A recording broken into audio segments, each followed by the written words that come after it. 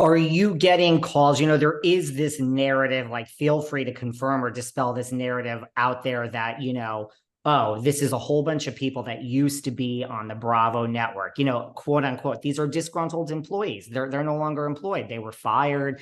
Is that the case, or are you hearing from current employees on current Bravo shows? We've got the full range. So I've heard that argument that usually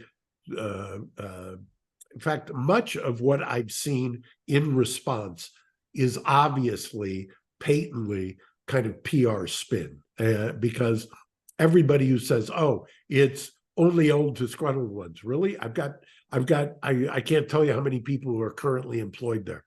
Oh, it's only, or this person would not have a career otherwise. Really? Are you kidding me? I mean, Bethenny is a perfect example of that. She's a force of nature and has turned down kind of the exploitive items. So none of that, every single one of theirs, the protestations, if you will, obviously is PR flack generated.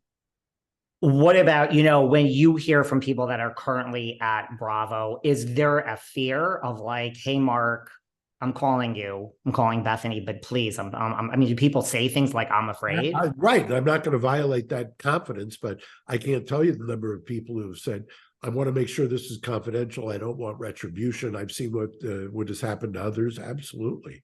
I mean, it's just, I will tell you that if we get to the point of filing litigation in this case, we've already initiated. We've done a letter that has asked them to preserve, if you will, all of their internal memorandum, because we have it on pretty good authority that there are some smoking guns internally.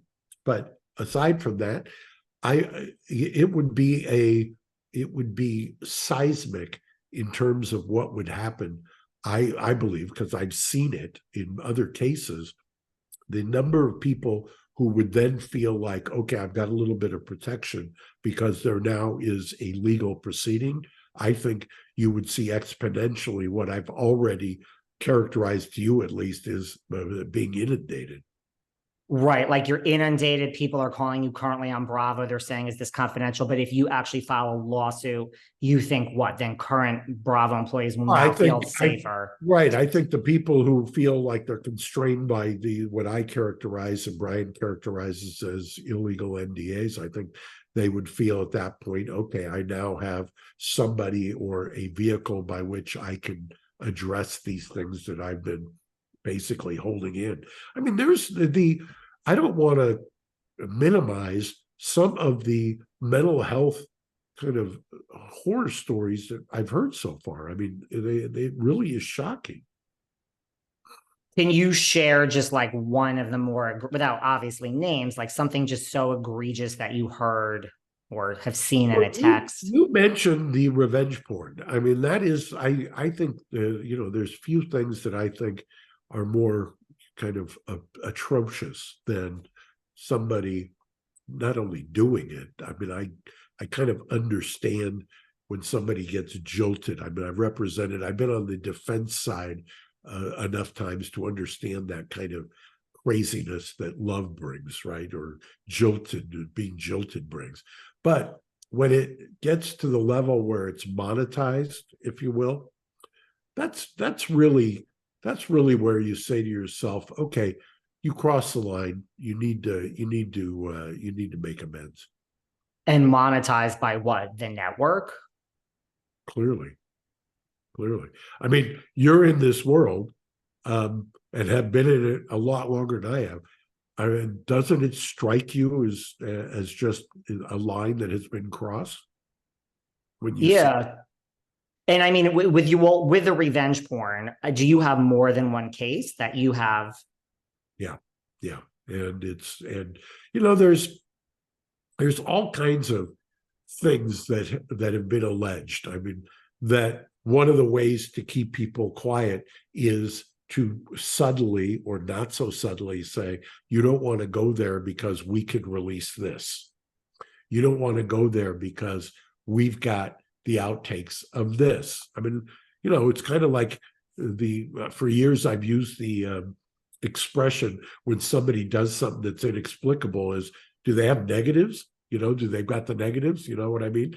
And so that expression derives from kind of, how do you keep somebody quiet? You've got the pictures. You've got now what people would say, I've got the receipts. This is a very sophisticated version of that.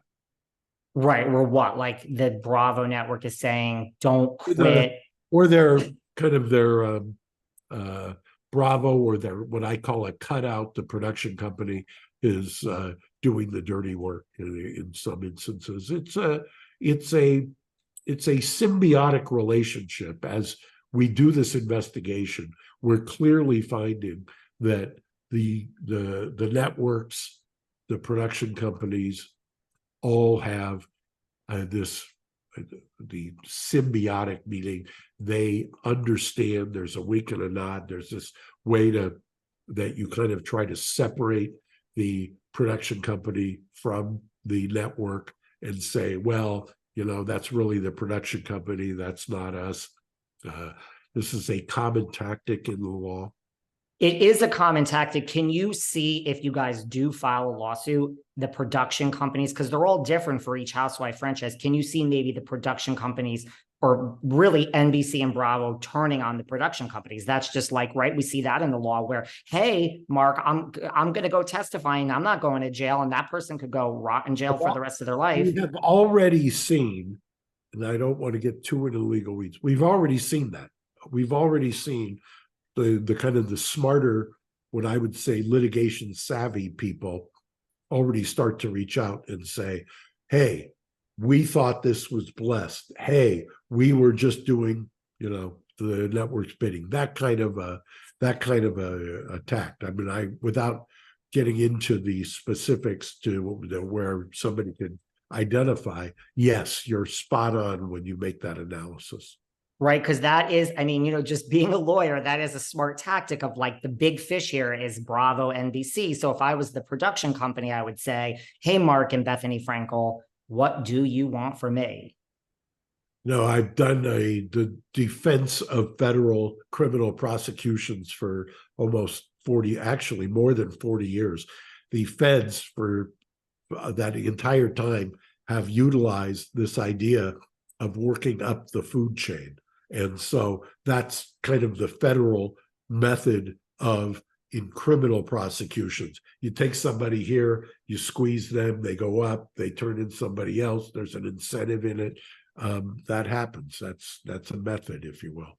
I just have one question before you move on about the revenge porn, you know, and you don't have to really admit who's involved, but I just have a question because there's a lot of talk online. Just, you take Raquel Leviss, who just did this interview with Bethenny. When you go after someone for By the revenge, way, yes, you know what that showed to me?